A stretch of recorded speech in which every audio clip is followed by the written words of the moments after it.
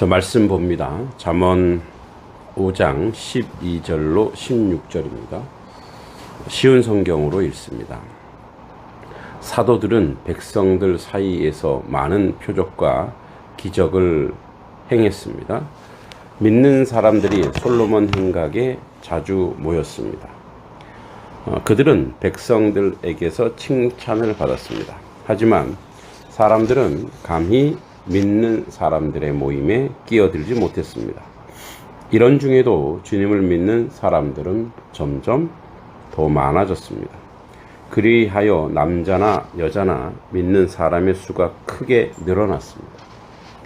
그러자 사람들은 베드로가 지나갈 때면 병자를 길에 데리고 나와 침대나 자리에 눕혀놓고 베드로의 그림자라도 그들에게 덮이기를 바랐습니다.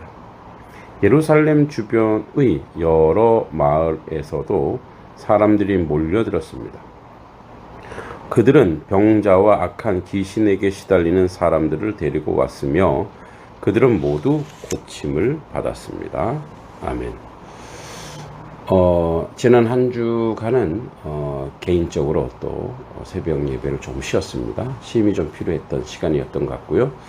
이제 지지난주에 우리 사도행전을 보면서 그 아나니아와 삽비라 사건이 있었죠. 그래서 이제 아나니아와 삽비라가 그 초대교회의 거룩한 유행처럼 번지는 땅을 팔아 또 밭을 팔아 주님의 전에 올리는데 이제 헌금을 드리는 건 좋아. 드리는 건 좋은데 속였다는 거예요. 그러니까 사실 그러면 이제 정직하게 욕심이 나면 내가 밭을 팔았는데 팔고 보니 마음속에 그런 게 있다. 그래서 일부만 헌금하겠습니다. 이렇게 고백하고 했으면 좋았을 텐데 다 바치는 것처럼 해서 둘 다 죽임을 당했죠. 굉장히 충격적인 사건입니다. 헌금 잘못해서 죽었어요. 그러니까 그거는 초대교회에 이제 처음 교회를 생성하는 데 있어서 굉장히 중요한 어떤 부분을 우리에게 제시해주고 있는 거죠. 그러니까 하나님 앞에서 우리 그러니까 헌금을 드리는 것은 돈이나 액수의 문제가 아니고 그 이제 마음의 문제라는 거예요. 그 부분을 계속 이야기하면서 그러니까 하나님께 내가 드린다고 하는 것은 나의 그 진심을 드려야 된다는 거예요. 그런 이제 사건이 있은 후에 오늘 이제 본문으로 들어가 보면 사도들이 백성들 사이에서 많은 표적과 기적을 행했다고 합니다. 그리고 믿는 사람들이 솔로몬 행각에 자주 모였다라는 거죠. 그러니까 이제 믿는 사람들이 일정 장소에 지속적으로 모여들었다라는 거예요. 그리고 표적과 기적. 그러니까 이게 초대교회, 이제 교회를 시작할 때에 사람들에게 굉장히 그 뭐랄까 관심을 끄는 어떤 행위이긴 합니다. 사실은 지금도 이런 역사는 일어납니다. 뭐 지금 이제 교회가 편만한 이런 시대에는 기적과 표적과 기적이 말씀이죠. 하나님의 말씀 자체가 표적과 기적인데 그래서 그들이 모여서 이제 하나님의 역사를 이루는데 그러니까 12절을 통해서 알 수 있는 건 뭐냐면 하나님이 그들 사이에서 역사하고 있다라는 거예요. 하나님의 손길이 나타나고 있다라는 거죠. 그래서 이제 그 처음 교회, 초대교회의 역사를 세워 나가는 거예요. 13절에 그들은 백성들에게 칭찬을 받았습니다. 하지만 사람들은 감히 믿는 사람들의 모임에 끼어들지 못했습니다. 이제 여기 약간 두 가지 아이러니가 있어요. 두 가지가 아니라 한 가지 아이러니지만 그렇게 이렇게 믿는 사람들이 있으면 거기 끼어들고 싶잖아요. 근데 거기 끼어들지 못했다라고 하는 것은 유대 공동체가 유대 집권 공동체, 종교 공동체가 이제 이들을 핍박하기 시작하기 때문에 자기들도 이제 손해를 볼까 봐 들어가지 못하는 거죠. 그러니까 믿음은 결단이고 고난이기 때문에 그런 걸 감당해야 되는데, 그러니까 여기서 이제 우리가 이렇게 오해할 수 있어요. 아, 그런 거를 내가 피해를 감수하면서 감당해야지의 정도로 우리가 하는데 그게 아니고, 사실은 그들은 백성들에게 칭찬받았다고 하는 것은 그들의 선한 행위로 비롯되는 게 아니고 그 하나님의 복음의 내용이 그렇다라는 거예요. 그 하나님의 복음의 내용은 그 복음의 말씀에 근거하여 순종하다 보면 사람들에게 칭찬받을 수밖에 없는 삶의 내용이 나온다는 거예요. 그러니까 인간이 하는 게 없어요, 사실은. 하나님께 영광 돌릴 수밖에 없는 거죠. 그러니까 우리가 오늘도 말씀이 있는데 교회가 칭찬받을 수밖에 없어요. 뭘 하면? 하나님의 말씀을 순종하고 하나님의 말씀대로 살면. 그러니까 사실은 이거 하나님의 말씀은 하나님이시죠. 그러니까 하나님의 뜻대로 살면 이런 열매들은 당연히 나오는 거예요. 그러니까 그렇지 않다면 혹시 말씀이 왜곡되거나 이그러지거나 잘못 전해질 수 있는 거죠. 이런 중에도 14절에 주님을 믿는 사람들이 점점 더 많아지는 거죠. 그러니까 더 오고 싶어 하는 거예요, 자꾸. 그리하여 남자나 여자나 믿는 사람의 수가 크게 늘어났다는 거예요. 자, 이 성경, 그러니까 신약 성경과 구약 성경의 어떤 그 차이가 있어요. 그러니까 인원을 셀 때 구약 성경은 여자를 세지 않았어요.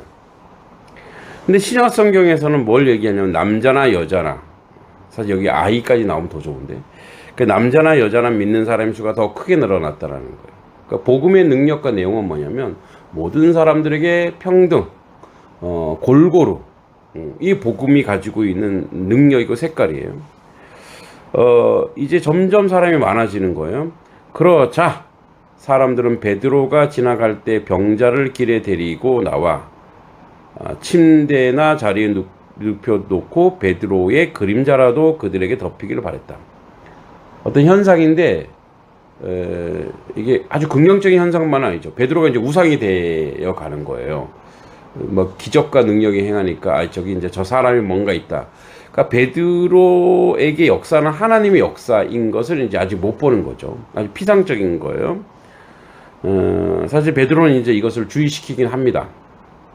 그리고 16절에 예루살렘 주변의 여러 마을에서도 사람들이 몰려왔고 병자와 악한 귀신에게 시달리는 사람을 데려왔으며 그들은 모두 고침을 받았습니다. 그러니까 병 고치고 악한 영이 떠나가고, 그러니까 초대교회에 하나님의 역사가 일어나는 거죠. 누구를 통해서? 사도들을 통해서 먼저 일어납니다. 그러니까 말씀을 가진 자, 말씀을 실천하는 자, 말씀을 준행하는 자로부터 이 일들이 시작되는 거예요. 그래서 우리는 이제 이 하나님의 말씀이 살아있고, 그죠? 좌우의 어떤 날성검보다 예리하고 날카로워서 홍과 영과 골수를 찔러 쪼개기까지 한다의 말씀인 거예요. 그러니까 이 하나님의 말씀을 실천하는 능력을 우리가 달라 그래요. 그 말씀을 피상적으로 읽고 그냥 지나가는 게 아니고, 왜 우리가 자꾸 말씀을 읽습니까? 말씀을 씁니까? 말씀을 기록할까요? 중요하니까. 삶의 지침으로 삼기 위해서, 내 삶의 가치로 삼기 위해서. 우리가 주님, 키리오스, 주여 주여 하죠. 그러니까 주님 뭐예요? 나의 인생의 주인이라는 거죠. 그 주인의 말씀의 뜻대로 살고자 한다고 하는 결단, 그거예요. 그러니까 우리가 다시 이제 말씀으로 다시 돌아가고, 말씀 가운데 서고, 말씀의 능력 가운데 있을 때, 이거는 자연히 이루어진 열매예요. 그러니까 사과나무를 심고 나중에 그 사과나무에서 사과 열매가 열리는 거예요. 반드시 열매가 열리게 돼 있어요. 열리지 않으면 어떻게 해요? 베어서 불 뗄감으로 쓰면 돼요. 그러니까 우리도 마찬가지. 하나님의 말씀을 잡은 자예요. 그러면 그 말씀대로 살면 열매는 자연히 나오게 되어 있다라는 거죠. 열매는 거짓말하지 않죠. 하나님의 말씀도 마찬가지입니다. 말씀을 순종하여 말씀의 능력이, 하나님의 역사가 이 초대교회에 일어났던 것처럼 우리의 교회들에게서도, 우리의 삶에게서도 이런 일들이 일어나길 소망합니다. 기도하겠습니다. 하나님 아버지, 은혜를 감사드립니다. 하나님의 말씀에 능력에 힘입어 살게 하여 주시고, 그 말씀의 은혜와 말씀의 은총 가운데 살아서 하나님께 영광 돌리게 하여 주시옵소서. 하나님, 초대교회에 이런 역사가 일어났던 것은 복음을 잡은 자, 복음의 능력을 가진 자들이 그것을 실천했기 때문입니다. 그런 삶의 자리에 가 하나님의 놀라운 역사를 이루는 하나님 백성 되게 하여 주시옵소서. 예수님의 이름으로 간절히 기도합니다. 아멘.